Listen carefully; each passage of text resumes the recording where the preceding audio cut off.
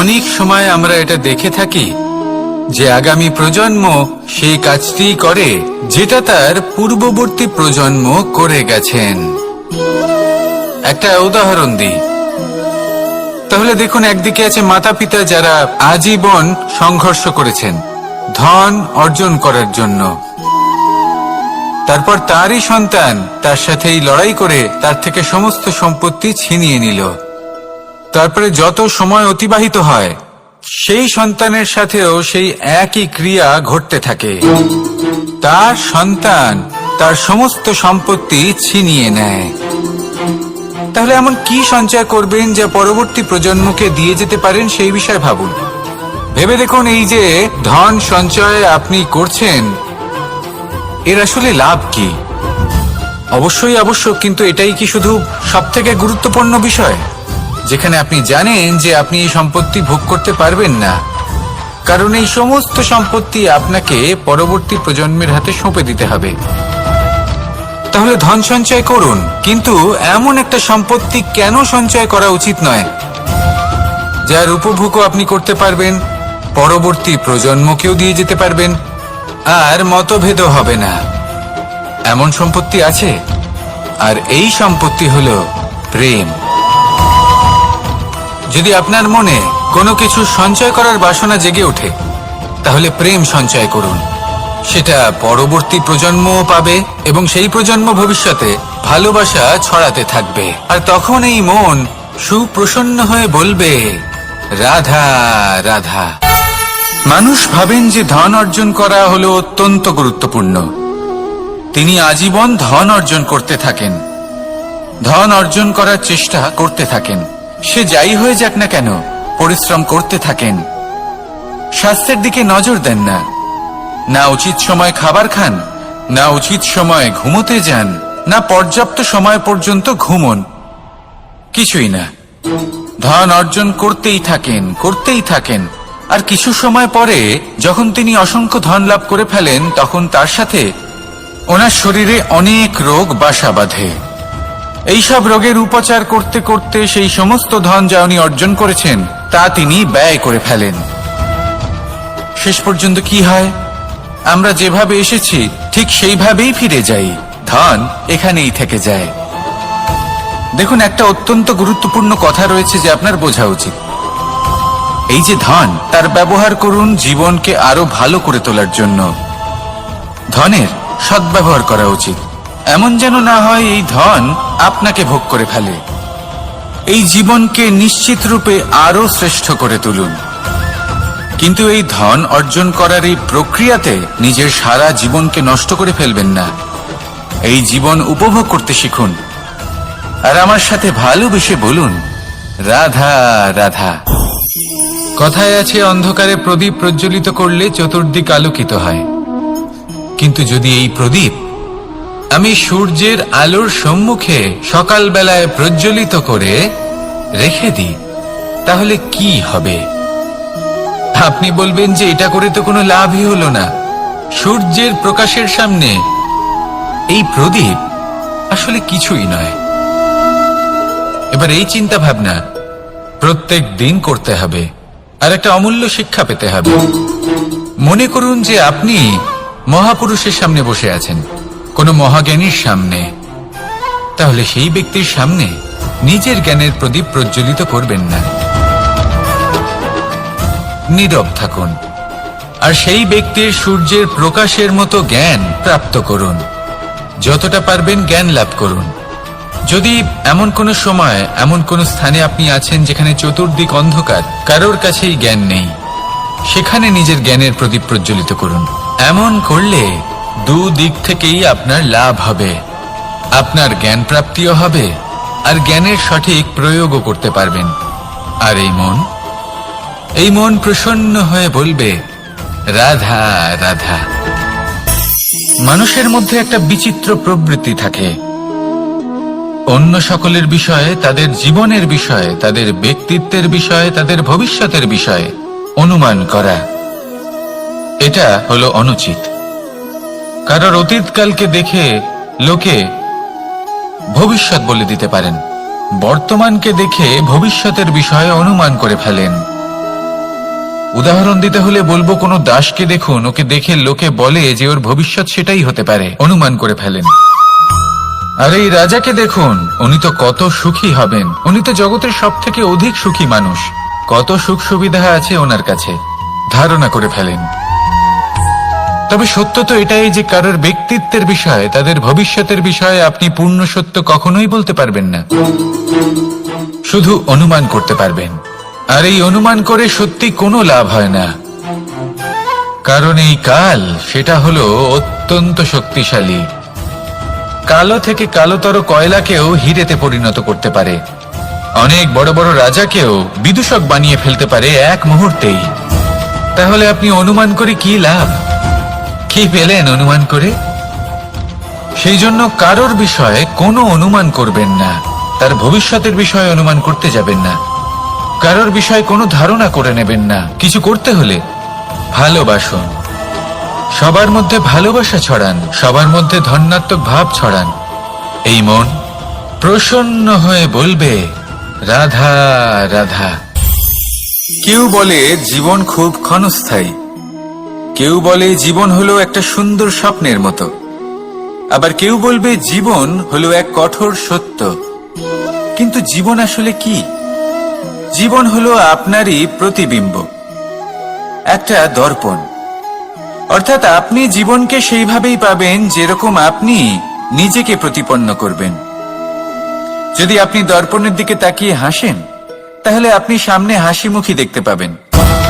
এবার যদি আপনি গম্ভীর হয়ে থাকেন, তাহলে আপনি একজন রুষ্ট ব্যক্তি দেখতে পাবেন। শেষে সবথেকে বেশি গুরুত্বপূর্ণ হলো আপনার চেষ্টা। আপনাকে সবসময় চেষ্টা করতে হবে যাতে আপনি নিজেকে প্রসন্ন এবং ইতিবাচক মনোভাবে রাখেন। এটা হলো আপনারই উত্তরদায়িত্ব, তাকে পালন করুন। এই মনকে প্রসন্ন রাখুন, এই সংসারকে সুন্দর বলে মনে হবে। আর এই মন প্রসন্ন হয়ে বলবে রাধা রাধা।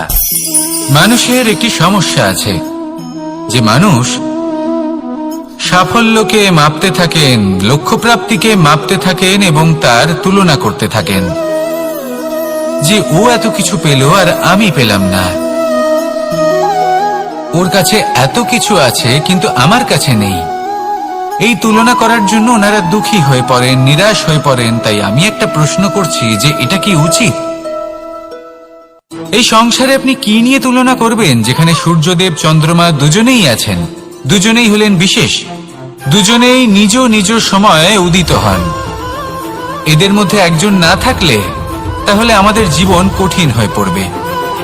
ঠিক সেইভাবেই আপনি যদি একটা বড় রেখা অঙ্কন করেন, তাহলে অন্য রেখাটি ছোট হয়ে পড়ে না, সে তেমনই থাকে যেমনটা সে ছিল। আপনার অস্তিত্ব কখনো ছোট বা বড় হতে পারে না। শুধু তুলনা করার জন্য আপনার এটা মনে হতে পারে। যদি আপনি যুদ্ধ করতে চান, আপনার তলোয়ারের প্রয়োজন পড়বে। যদি বস্ত্র তৈরি করতে চান, এত বড় তলোয়ার দিয়ে কিছুই হবে না, তখন প্রয়োজন পড়বে একটা ছোট্ট সূচের। তাই তুলনা করবেন না, না নিজেকে ছোট মনে করবেন, না অন্য কাউকে। সবার সাথে সহযোগিতা করুন, আর যদি তুলনা করতেই হয় নিজের সাথে করুন, যে কাল আমি কেমন ব্যক্তি ছিলাম, আজ কি তার থেকে শ্রেষ্ঠ হয়ে উঠতে পেরেছি? ভেবে দেখুন ভবিষ্যতে গিয়ে আপনি কতটা শ্রেষ্ঠ ব্যক্তি হতে পারেন। আসুন আমার সাথে ভালোবেসে বলুন রাধা রাধা। এই সংসারের সব থেকে গুরুত্বপূর্ণ তত্ত্ব কোনটা? প্রথম হলো সময়। জন্ম থেকে মৃত্যু পর্যন্ত এই যে সময়, এটাই তো হলো জীবন। দ্বিতীয় হলো জীবন, যাতে আমরা সময়ের সদ্ব্যবহার করি, শ্রেষ্ঠ থেকে শ্রেষ্ঠতর কাজ করার চেষ্টা করি। বহু বছরের এই পরম্পরা, এই সংস্কৃতিকে এগিয়ে নিয়ে যাওয়ার চেষ্টা করি। এই সংসারে আমরা অংশগ্রহণ করতে চেষ্টা করি। তৃতীয় হলো ধন, সেই ধন যা প্রত্যেক ব্যক্তি অর্জন করতে চেষ্টা করেন। এবার এই তিনটি তত্ত্বের মধ্যে একটা সামঞ্জস্য আছে, সমান ব্যাপার আছে। সে ধনই হোক বা সময় হোক বা হোক জীবন। আর সেই সমান ব্যাপার হলো যে যদি আপনি এটা গণনা করতে থাকেন, তাহলে তা কমতে থাকে। যদি আপনি এটা ব্যবহার করেন, তাহলে তা বাড়তে থাকে। একে সংগঠিত করে রাখতে চেষ্টা করলে এ হাত থেকে ফসকে যায়। কিন্তু যদি আপনি একে সামলে রাখতে শিখে যান, তাহলে এমন কাজ করবেন যাতে সংসারের সাথে সাথে পরবর্তী প্রজন্ম লাভবান হবে। যদি কিছু শিখতে চান তাহলে সামলাতে শিখুন, গণনা করা বা সংগঠিত করা নয়। আসুন আর আমার সাথে ভালোবেসে বলুন, রাধা রাধা। এই সংসারে সাফল্য লাভ করার জন্য জ্ঞানের প্রয়োজন হয়, পরিশ্রমের প্রয়োজন হয়, দৃঢ় নিষ্ঠার প্রয়োজন হয়, নিরন্তর চেষ্টা করা প্রয়োজনীয়। কিন্তু আরো কিছু আছে যা অত্যন্ত প্রয়োজনীয় এবং গুরুত্বপূর্ণ। তা হলো ভালো বন্ধু। তাদের থাকা অত্যন্ত প্রয়োজনীয়। যদি ভালো বন্ধু থাকে তাহলে সময় এলে তারা ঢাল হয়ে আপনাকে সুরক্ষা করবেন। সময় এলে অস্ত্রের মতো শত্রুকে সংহারও করবেন। যদি তিনি জ্ঞানী হন, তাদের মধ্যে সদ্গুণ থাকে, তাহলে এই সব গুণ আপনার মধ্যেও প্রবেশ করবে। তাহলে সাফল্যের জন্য ভালো বন্ধু পাওয়া অত্যন্ত প্রয়োজনীয়। কিন্তু শুধু বন্ধু কেন, ভালো শত্রুও থাকা প্রয়োজনীয়। এবার আপনি ভাববেন, আমি কি বললাম? যদি আপনার জীবনেও ভালো অর্থাৎ শক্তিশালী শত্রু থাকে, তাহলে আপনিও শক্তিশালী হতে থাকবেন। এই শত্রু আপনাকে প্রেরিত করবে আরো বেশি শক্তিশালী হয়ে ওঠার। কখনো কোনো হরিণকে দেখুন, তীব্র গতিতে দৌড়তে থাকে। কেন তীব্র গতিতে দৌড়ে? এই কারণে নয় যে কোথাও তার জন্য মধুর ঘাস অপেক্ষা করে রয়েছে, না। সে এই কারণে তীব্র গতিতে দৌড়য় কারণ সেটা না করলে তার পেছনে একটি সিংহ আছে যে ওকে নিজের ভোজন করে ফেলবে। তাই জীবনে বিপদ, সংকট এই সবকিছুও হলো অত্যন্ত গুরুত্বপূর্ণ। তার সম্মুখীন হতে শিখুন আর আমার সাথে ভালোবেসে বলুন, রাধা রাধা। পুরুষার্থ। শাস্ত্রে 4 ধরনের পুরুষার্থের কথা বলা হয়েছে। প্রথম হলো ধর্ম। আপনি কি জানেন এই ধর্ম আসলে কি? আপনার কি মনে হয় ধর্ম আসলে কি? কোনো বিশেষ ঈশ্বরকে মানাই কি ধর্ম বলা হয়? নাকি কোনো বিশেষ রীতি পালন করাই হলো ধর্ম? নাকি কোনো বিশেষ সাহিত্যকে সর্বশ্রেষ্ঠ মনে করাই হলো ধর্ম? না, ধর্ম হলো সেটা যাকে ধারণ করা যেতে পারে। আর ধারণ শুধু সেটাই করা যায় যা পবিত্র। পবিত্র শুধু তাকেই বলা হয় যা নিঃস্বার্থ, যার মধ্যে শাসন করার কোনো ইচ্ছে নেই, যা সরলভাবেই প্রবাহমান, জল এবং বায়ুর মতো। যখন কোনো ব্যক্তি ধর্মকে ধারণ করেন এবং সেই ধর্ম সেই ব্যক্তিকে রক্ষা করে, তখন তাকে ধর্ম বলা হয়। ধর্ম যা রক্ষা করে অহংকার থেকে, খারাপ চিন্তার হাত থেকে। সেই জন্য পুরুষার্থ গড়ে তোলার আগে, ধর্ম পালন করার আগে ধর্মের প্রকৃত অর্থ কি সেটা বুঝে নিন। এটা জেনে রাখুন যে সমস্ত ধর্মের আধার, সমস্ত ধর্মের ভিত শুধুমাত্র ভালোবাসা। আসুন আর এই ভালোবাসার সাথেই বলুন, রাধা রাধা। কখনো কোনো বাগানের কোনো বৃক্ষকে দেখেছেন যেখানে সুগন্ধি ফুল থাকে, রসালো ফল থাকে? তখন মন প্রফুল্ল হয়ে ওঠে, মন থেকে সেই বৃক্ষের প্রতি ভালোবাসা জন্মায়। কিন্তু যিনি বাগানের মালিক, শুধুমাত্র তিনিই জানেন যে কিভাবে এই বৃক্ষকে আগলে রাখতে হয়, কিভাবে তার পরিচর্যা করলে এতে সুন্দর সুগন্ধি ফুল হবে, রসালো ফল হবে। কখনো কখনো প্রয়োজনের থেকে বেশি রোদ পেলে এই বৃক্ষগুলি শুকিয়ে যায়, প্রয়োজনের থেকে কম রোদ পেলেও এই বৃক্ষ কিন্তু শুকিয়ে যায়। প্রয়োজনের থেকে কম জল যদি পায়, এই বৃক্ষ শুকিয়ে যেতে পারে। প্রয়োজনের থেকে অতিরিক্ত জল যদি পায়, তখনও এই বৃক্ষের শিকড়গুলি নষ্ট হয়ে যেতে পারে। এবার এটাই কিন্তু আমাদের সংসারের সাথেও হয়। আমাদের সংসারের সকল প্রতিভাশালী ব্যক্তি, যেমন লেখক, বিচারক, প্রবক্তা, যোদ্ধা, এদের সবার ক্ষেত্রে এই কথাটাই প্রযোজ্য। যদি বেশি প্রশংসা করা হয় তাহলেও এরা হারিয়ে যাবেন। প্রয়োজনের থেকে বেশি যদি নিন্দা করা হয়, তখনও তারা নত হয়ে পড়বেন। তাহলে আপনি এদের রক্ষা করুন এবং নিজেদেরও। মনে রাখবেন একটা কথা, জেনে রাখুন কখন কোন নিন্দায় আপনি লজ্জিত হবেন না আর কখন কোন প্রশংসার দ্বারা নিজের মধ্যে অহংবোধ জাগ্রত করবেন না। এই মন সুপ্রসন্ন হয়ে বলবে, রাধা রাধা। এই সাগর কত বিশাল আকার, কখনো শান্ত কখনো উত্তাল, কিন্তু এই সাগরকে এত মহান কে করে তুলল? জল। এবার এই জলের যাত্রা দেখুন, সেটা কতটা কঠিন। এই জল সাগরে থাকে, সূর্য ওকে এতটা উত্তপ্ত করে তোলে যে এই জল নিজের অস্তিত্ব হারিয়ে ফেলে এবং বাষ্পে পরিণত হয়ে হাওয়ায় মিলিয়ে যায়। তারপরে আকাশে যায় আর নিজের অস্তিত্ব আবার হারিয়ে ফেলে, মেঘে পরিণত হয়। তারপর এই মেঘ কোথাও গিয়ে কোনো পর্বতে ধাক্কা খায়, তারপর আবার এই জল নিজের অস্তিত্ব হারায়।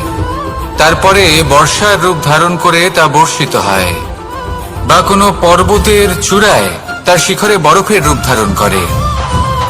তারপরে এই বর্ষা মাটির দিকে নিজের যাত্রা শুরু করে। এবার মাটিতে ঝরে পড়া এই বর্ষা স্রোতের আকার ধারণ করে এবং আস্তে আস্তে বইতে থাকে। এই নদীর আকার ধারণ করে এবং নদী রূপে বইতে বইতে পাথরে ধাক্কা খায় বা কোনো পর্বতে ধাক্কা খায়, আর তারপর এই নদী এসে সাগরে সমাহিত হয়ে যায়। নদীর এই জল আবারও নিজের অস্তিত্ব হারিয়ে ফেলে, কিন্তু এইবার সেই জল নিজেই সাগরে পরিণত হয়। এটা আমাদের সকলের জন্য একটা শিক্ষা যে এই সংসারে জীবন এবং সময়ের এ হলো এক অনন্ত যাত্রা। এই সংসারে যা কিছু আছে তার সূত্রপাত কোথাও একটা হবেই। সেই জন্য মৃত্যু এবং সমাপ্তির চিন্তা ত্যাগ করে দিন, আর যে সূত্রপাত আপনি লাভ করছেন তার আনন্দ উপভোগ করুন। ভেবে দেখুন আপনি কিভাবে শ্রেষ্ঠ কর্ম করতে পারেন যাতে এই সংসার এবং এই সমাজ, এই দুইয়ের মঙ্গল সম্ভব। আসুন আমার সাথে ভালোবেসে বলুন, রাধা রাধা।